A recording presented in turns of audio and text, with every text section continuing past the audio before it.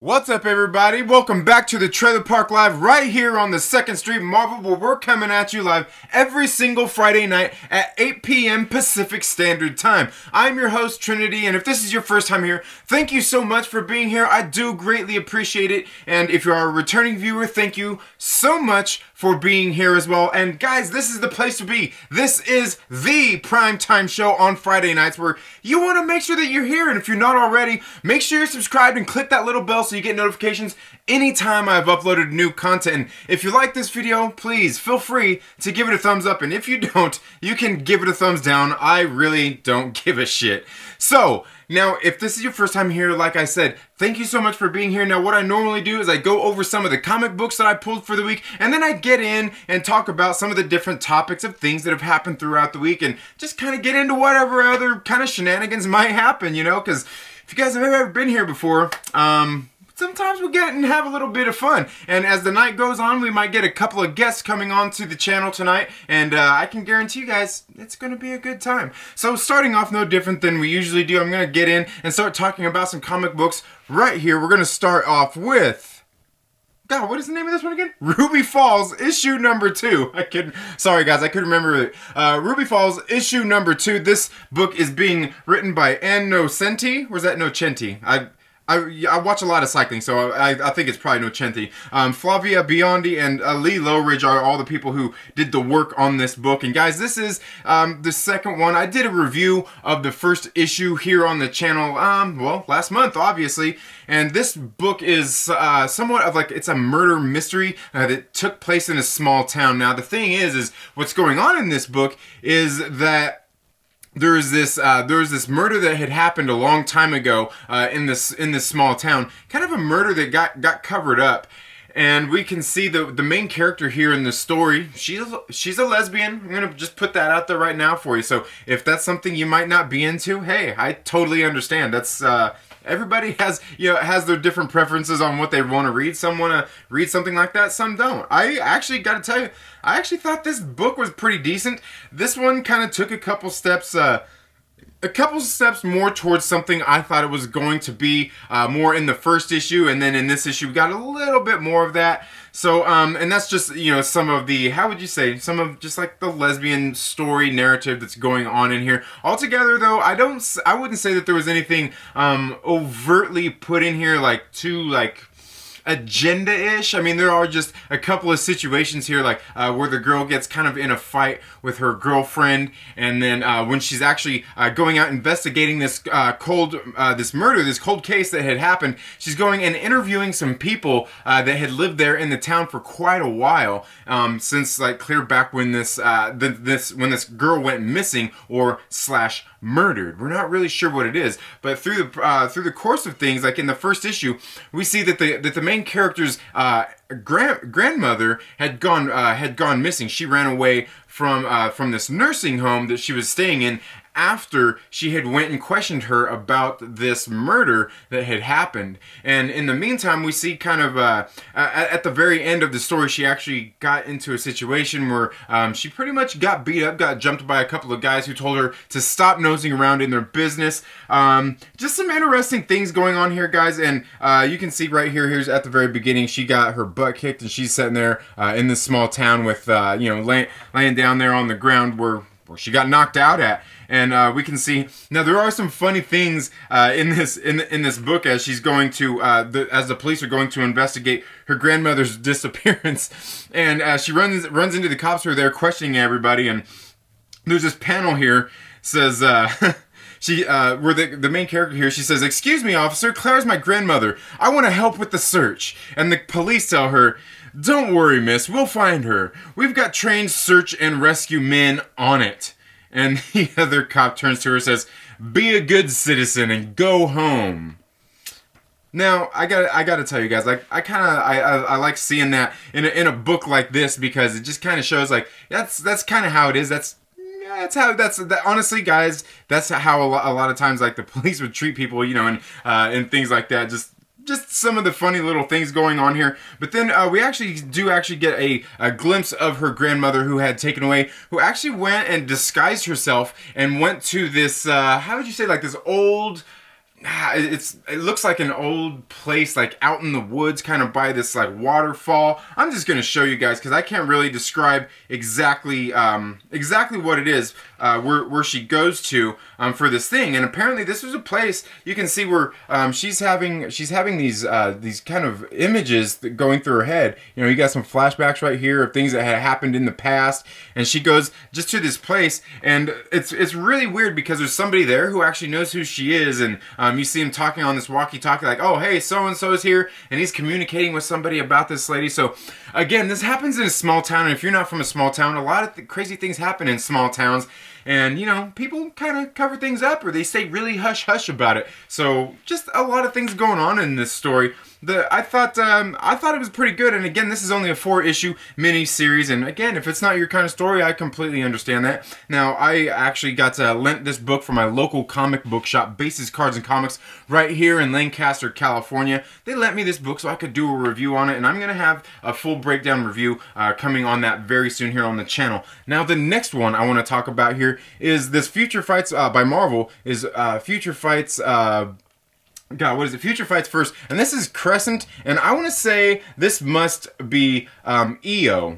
I'm just guessing that because I thought it was Crescent and 10, but I think it's EO, just judging by the way everything is written in this book and everything. And guys, you guys have probably seen me do other reviews on the other Future Fight books that have come out. There was Luna Snow, and then there was also White Fox, and they're all written by the same person, and that's Alyssa Wong. And I've got to tell you guys, once again, look at that cover there by Inyuk Lee. Or is that Lee Inyuk? I'm not for sure. Let's see. I believe it's Inyuk Lee. Yeah, Inyuk Lee done that cover, and he just does some great covers. And that one's just another beautiful cover done by Inyuk Lee.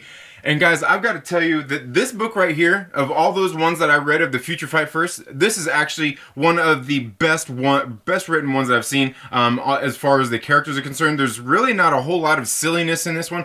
Like I said, before, if you've seen my review of White Fox, I thought that one, yeah, it was a little on the silly side. I mean, again, not like a bad book, but just something, you know, just kind of, I don't know, a little on the more sillier side, and especially than the one that I reviewed, you know, just a couple of weeks ago. That was Luna Snow. That one to me seemed a little bit more silly than even the White Fox one, but altogether, those two issues, like when I say silly, to me, I mean that doesn't mean that they're bad. They're just a little bit silly, and there's nothing wrong with that sometimes.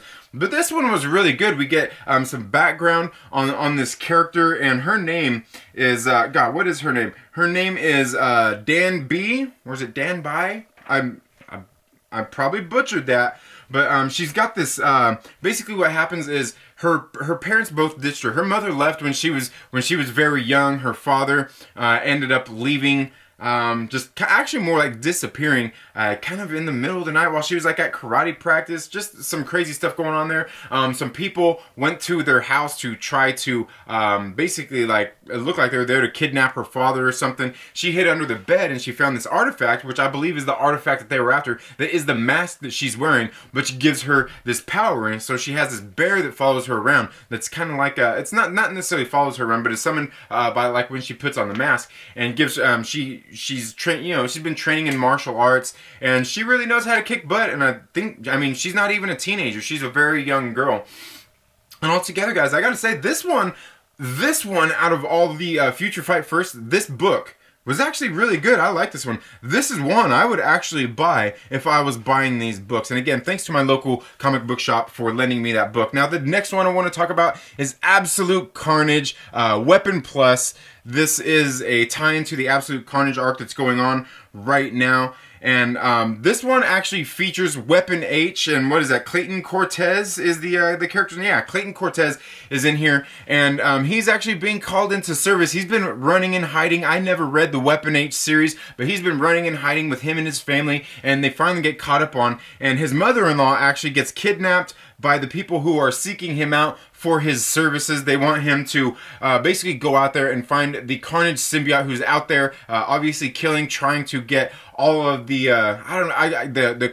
the codices that are left behind in all of the people that the Carnage or the Venom symbiote take up. He's out there trying to absorb all of them and just get to people and things like that. And here we had this one was actually a pretty good book. We had a pretty good run-in with I guess, what do they call them? Weapon H in this case.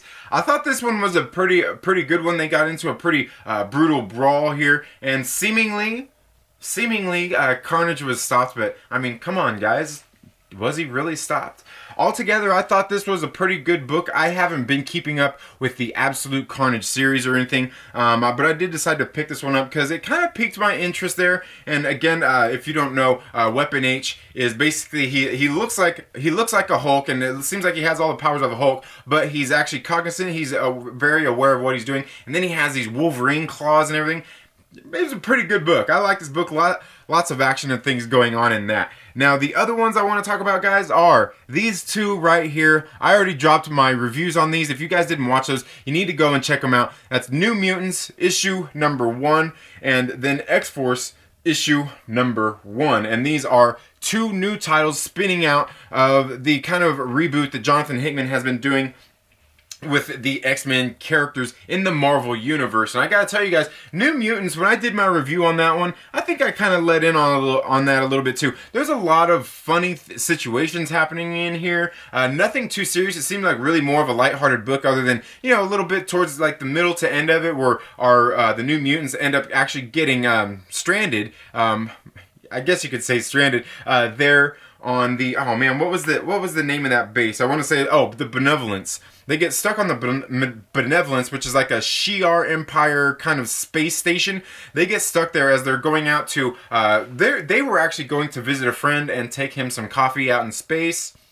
I don't know, silly, right?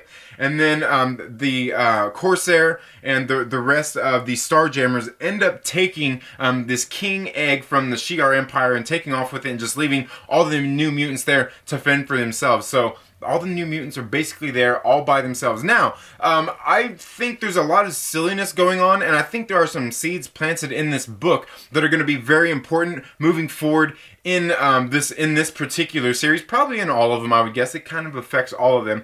And there's one in particular thing that I haven't really heard a whole lot of people talking about, and that's one of the things that the character in here, Mondo, actually at one point had taken this flower and put it into his self to keep it separate from in this living habitat that was on the ship. I almost said Star Killers.